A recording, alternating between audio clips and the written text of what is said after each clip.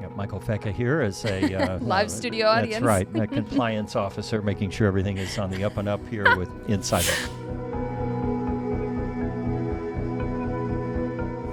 This is Inside Look. I'm Jeff Lyons with our longtime and soon-to-be departed reporter, Haley Kerby, here on 14 News. Welcome.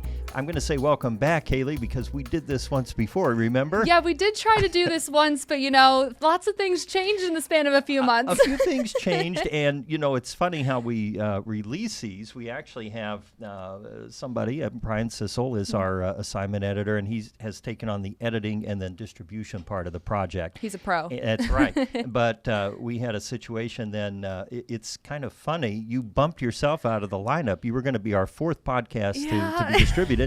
And then you heard these great singers down town and called me or texted me in the middle of the night, said, you got to hear these people. So you gave up your spot. They came on, did the podcast. What can I say? I'm always just trying to move things forward. Then you wrecked a news car, which always puts you back down to the bottom on that. So you want to talk about any of these or all of those, or how do you want to get into this? Well, I mean, we got to bring up the news car. That was a scary day. We do. It was. So actually, before we get to the news car, because people didn't hear the first podcast, they're saying, well, we don't even know Haley. Now she's going on to St. Louis, so we need to find out a little bit about her. That's a secret. I know. Oh, was I not supposed to say that? No, it's good now. It's good. This will be the big announcement. I think look. that we're okay. So you came to us 2 years ago, a little over, and just about 2 years ago now. Give us your background. What made you want to come to Channel 14 to do the news? How'd you grow up? Where did you grow up? All that stuff. Yeah, I grew up in Arlington, Virginia, right outside Washington, D.C. Loved growing up there. It was so fun just being so close to such a big city, all the monuments, all the museums. And I went to the same school my mom taught as a teacher. It was just, I loved my upbringing. And then went on to the University of Maryland, and I had no idea what I wanted to do. Always thought I was going to be a special education teacher because I just came from a family of teachers. That was something I really felt a calling for. And so I kind of went into it with no idea, but that kind of in the back of my mind. And then I took a communications class that was journalism based. And my professor was like, you're really good at this. Maybe you should look into this. And I said, okay. And why not?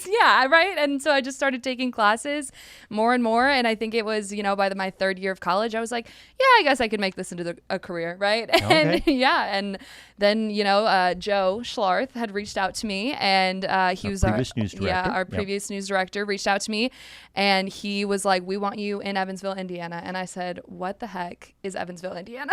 I'd never heard of it before, but I took the leap of faith, and then I've been here for 2 years. Okay. And so during that 2 years, you've covered a little bit of everything. Everything. So has broadcast journalism been everything you thought it was going to be? Was it more? Was it less? How would you rank your experience? I would say I think a lot of people that are in my similar position right now, as starting out in this industry, I kind of got a different look at it because pretty early on into me coming at 14, I started working the morning shift, and not everybody gets to do that.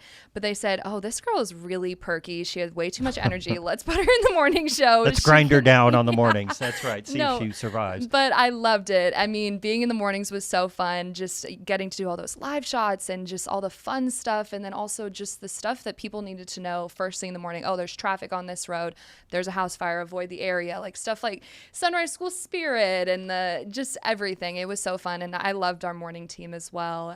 Just so close-knit and everything like that. Then we had another departure. Caroline Clapp went to South Bend, so they said, Haley, why don't you come up and stay up late in your terms and anchor the 4 o'clock news, which you did for quite a while too, right? I started, I think originally I was just doing the noon, and then they were like, well, why don't you just come full day side?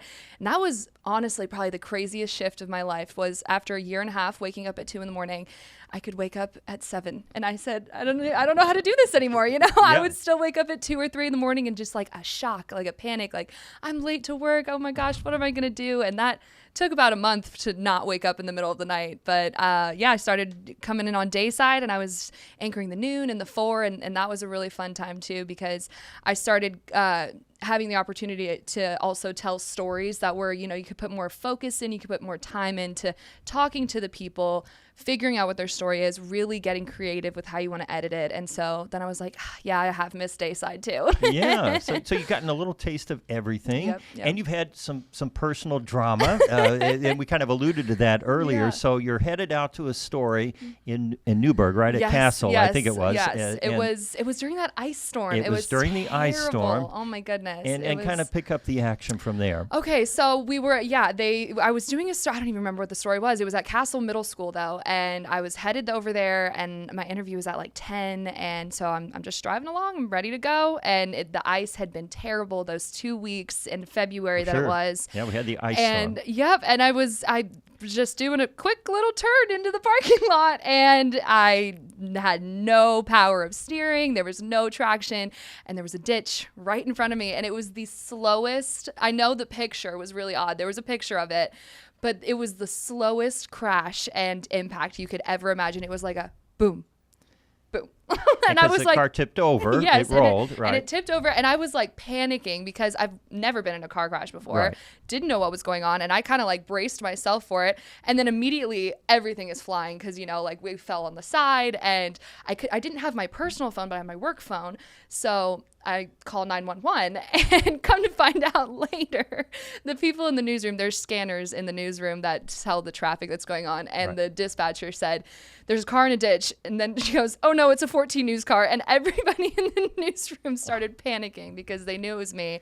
But I wish I could get that recording because I'm sure it's me crying, and I go, I don't know what's going on, I'm in a ditch, and they asked me to describe the car, and I said, it's a 14 News SUV. And it was just, it's funny to laugh about now, but in the moment, very scary. Yeah. So Be careful on slow how'd you get out of a rolled over news car? Didn't the bags go off and everything? Shout out to everybody who was there that day. I don't remember anybody's names, but so many people. As soon as I think you see a big billboard car like that, I mean, there was 10, 15 people just in that ditch with me, and I was standing up vertically in the car and opened the door, and like 3 people helped me out, and then the Warwick County Sheriff's Office was there, Tri-State Towing. I mean, it was so many people just because I made a little mistake. Yeah, well, and you turned into our lead story that night. So, you know, you First came back with news, a story. Though, right. Never turn into the news. Yeah, well, that's I've never heard that story, that rule, but that's a good one.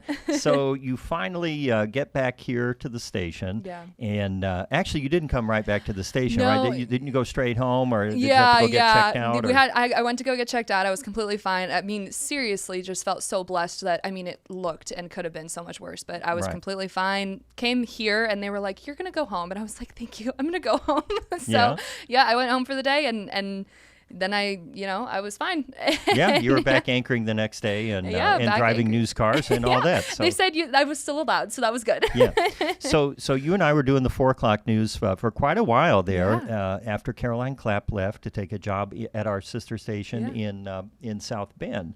And as it turns out, now you're going to go to one of our sister stations, which is kind of how life is around here. You know, reporters, MMJs, multimedia journalists come and go pretty frequently in Evansville because we're a smaller market. People get their experience here and they move on. And that's just how life goes. So talk about your opportunity, because I know when you were coming to the end of your contract, then you're thinking, well, do I want to move back home? Do I want to stay here? Do I want to? So what's the process? Are you anxious, or did it just drop out of the sky, or how did it happen? Oh my goodness, so many. It's very anxiety ridden for sure. When I've never left here, so I don't know. I figured they'll throw me out before I'll leave. It was a big decision for me to decide to say, okay, I'm ready to start my job hunt, and when I did that, I knew that it meant, okay, I have to compile all the work that I've done, all of the best work that I've done in 2 years, that is, and put it into a 5-minute long video. We call that our demo or resume reel. That's right. And it was like, okay, how do I do that? So, you send it out, and I had a couple bites, and St. Louis reached out to me, and I think, to me, I've always wanted to get back home, and I want to work in my hometown. Which is DC. Washington, D.C. That's Washington, D.C. So we're going the wrong direction here, but in a way you're not, because you're going into a larger market. Absolutely. Yeah. That's exactly how it works. There's no way. I love Evansville with all my heart, but there's no way that I could go from Evansville in a work sense, jumping to Washington, D.C. I need a couple more steps in there before I get there. So I took the job in St. Louis, which is, yes, it's a very large market, and I'll be doing the same thing there. I'll be reporting. Hopefully they'll put me on the morning show. I would love that again. I did love and they that. got all fresh cars to be rolled. Yeah, so, right. they got a big arch you could do it under. I mean, there's all kinds of opportunities we gotta make sure they don't find that out. No, I'm just kidding. Did you have to just, I guess they would know that since you're at another grade. Word probably travels, among the bosses. Actually, yes, the news director over there does know about it because during our interview, he said, "So I heard something," and I said, "Yeah, that did happen."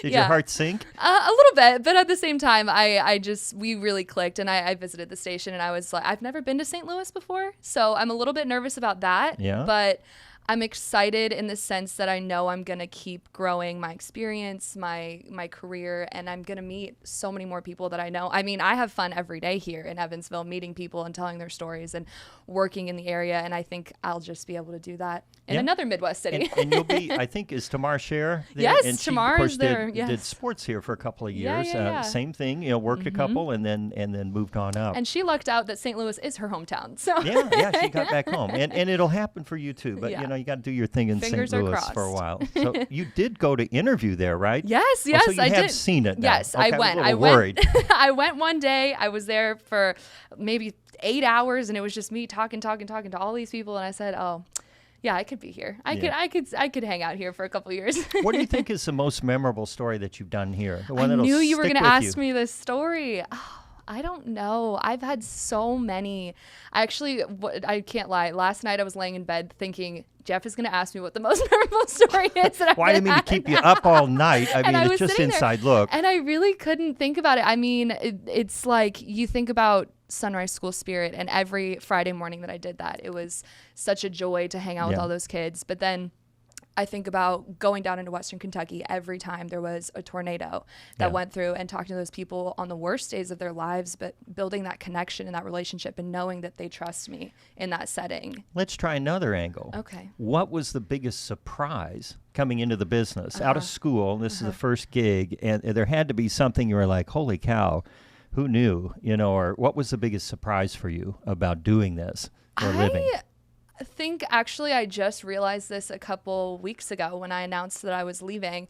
I was surprised by how many people really follow local news and are really care that I have built a relationship and a presence here, and they're so encouraging. I posted on my Facebook that I had this big announcement, I'm leaving 14 News, and 400 people commented, "Oh my gosh, we don't want you to leave. Yeah. You're going to do such great things though." It's very fulfilling, and it makes me feel like I'm doing a good job. I think one thing about it now, and I've been around a while, that because we're owned by a large group that has stations all over the country, and Gray encourages internal promotion, which I think is smart. I mean, it's good business, right? If you're training people and getting their experience, why not keep the talent pool in your company? And so we never really lose people. I mean, we do. You're not going to be in the newsroom. You're not going to be, Demolition Derby anymore for us. But we'll still see your stuff, because it'll come up on the feed, and you'll be part of the Gray family. So, while gone, it's not forgotten. You're still out there. And I still hear from Caroline Clapp and some of our other ones that have moved on. It's always bittersweet, for the old timer. You see people come and go all the time, and you're like, well, I'm not going to get too attached to anybody because they'll just leave in a couple of years. Well, and I've experienced that too. I mean, even just having friends here that I've felt like are lifelong friends, and they're gone 6 months later, and I'm like, oh wait, but I still stay in contact with them. And social media is such a big player these days. It sure is. Keeping that connection with people. Yeah. I think that's been my biggest surprise over the past, since social media began. The way that it has kind of evolved. When it first started out, people were just posting, I had scrambled eggs for breakfast, I'm listening to so-and-so on the radio. And now it's become more like Facebook, for instance, more of a kind of a utility. Everybody has it, and there's stuff on there. A lot of stuff on there that is probably not so great. And it'll be interesting to see if any of the other social media channels get traction, Now, are you a TikToker? I am and I'm not. I like to use TikTok leisurely. I'm not a good poster on TikTok though. I don't have the time or energy for it. I'm too focused on making sure the product is good here at 14. Oh my gosh! Well, your priorities are all turned around, right? Yeah. No, Yeah. and but that's just another pressure that I think, especially people of your generation, that are coming in and moving up in the business. It's just expected now. To do all that kind of stuff. So anyway, so when is your last day here at 14? My last day here is June 20th. Okay. So depending on when this airs. I think the plan is to have this air before you go. I would hope that people can see that you're not leaving in a snit, but rather that you're moving up to a bigger and better thing. Yeah. June 20th is my last day at 14. I'll start in St. Louis at KMOV. That is in St. Louis on the 30th. So 1 week turnaround. But I'm excited. So are you a Cardinals fan? I mean, do you follow any of the St. Louis teams? You know who they are, right? Okay. The Cardinals the baseball and the Blues, team. right? That's the big hockey team there. Yes. Oh. Don't worry about it. I am a big Nationals fan for baseball, so I guess I have to just bandwagon onto the Cardinals now. For a while. They're both National League, right? Yeah. So, hopefully they'll play. That'd be fun. Maybe I can have a little rivalry in the two cities that I are, going to be my own. That'd be good. I don't know. Anything else I need to know about St. Louis, though? What do you think? About St. Louis? Yeah. I think St. Louis is a great place. I've been there on several occasions, and there's a lot to see, a lot to do, a lot of history there, and I'm sure at your stage in life, a lot more nightlife maybe than you might find around here.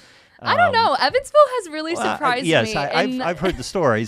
You have found the nightlife here, but there will be nightlife for you too in St. Louis. So, that's exciting. What does your family think about you moving to the big city? Well, I mean, for a little bit there, they really thought I was never going to leave Evansville, and I kind of thought the same thing. Yeah? I got really sold on this city, and I do. I still love Evansville. I mean, the people that I've met here, in and outside of work, and just everything.